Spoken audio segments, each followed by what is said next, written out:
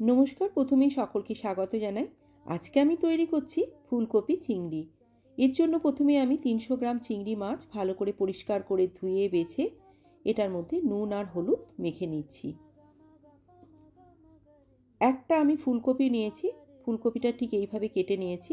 এখন একটা পাত্রের মধ্যে জল বসিয়ে দিয়েছি। জলটা ফুটতে শুরু করলে ফুলকপিটা দিয়ে নুন আর হলুদ দিয়ে 2 থেকে 3 মিনিট হাই ফ্লেমে ফুটিয়ে নিয়ে গ্যাস অফ করে এটা ছেঁকে রাখছি।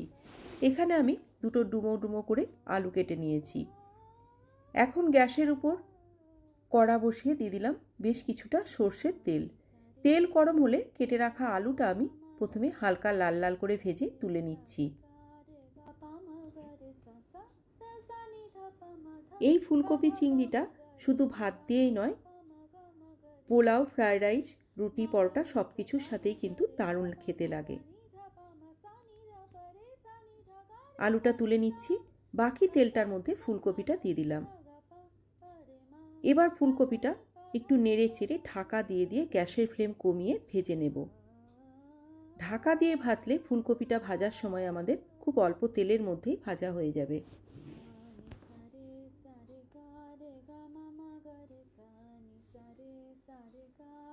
ফুলকপিটাও হালকা লাল করে ভেজে নেওয়া হয়ে গেছে। এবার ফুলকপিটাও আমি তুলে রাখছি।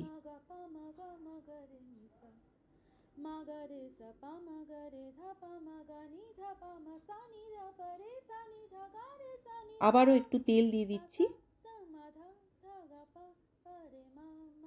তেল গরম হলে চিংড়ি মাছটা এর মধ্যে দিয়ে দিলাম। চিংড়ি মাছ কিন্তু খুব বেশি কড়া করে ভাজা যাবে না, একটু হালকা করেই ভেজে নিতে হয়, না হলে চিংড়ি মাছ খুব শক্ত হয়ে যায়। মাছটা একটু এপিট ওপিট করে হালকা করে ভেজে নিয়ে তুলে নেব।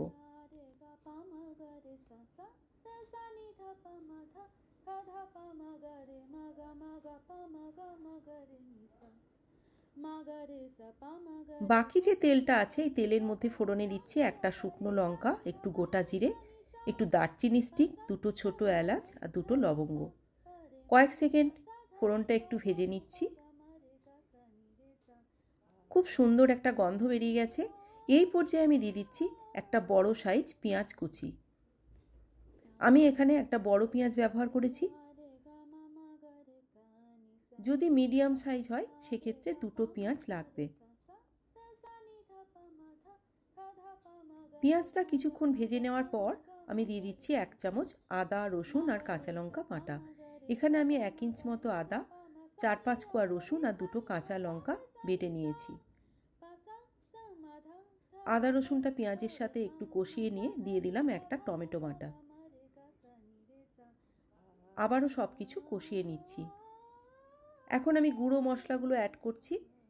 দিয়ে দিচ্ছি 1 চামচ ধনে গুঁড়ো, 1 চামচ জিরে গুঁড়ো, 1 চামচ হলুদের গুঁড়ো আর 1 চামচ রেড চিলি পাউডার। এবার অল্প অল্প করে জল দিয়ে মশলাটা খুব ভালো করে কষিয়ে নিতে হবে। মশলা যত ভালো কষানো হবে তরকারির টেস্টও কিন্তু ততটাই ভালো হবে।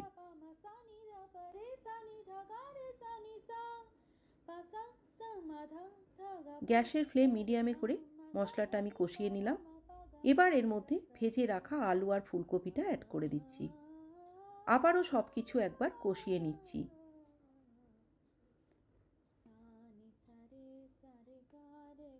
দিয়ে দিচ্ছি অল্প একটু চিনি আর পরিমাণ মতো নুন।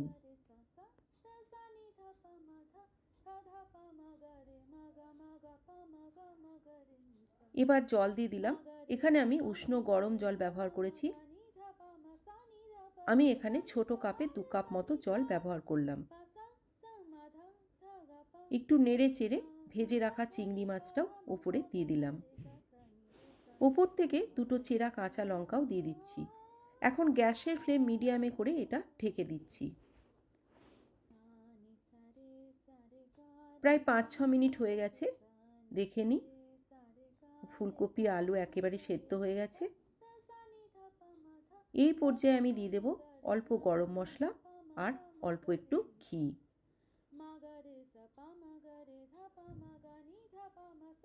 একদম রেডি হয়ে গেছে সবজিটা। এবার অন্য একটা পাত্রে সবজিটা আমি ঢেলে নিচ্ছি। কেমন লাগলো আজকের রেসিপি আমাকে অবশ্যই জানাবেন।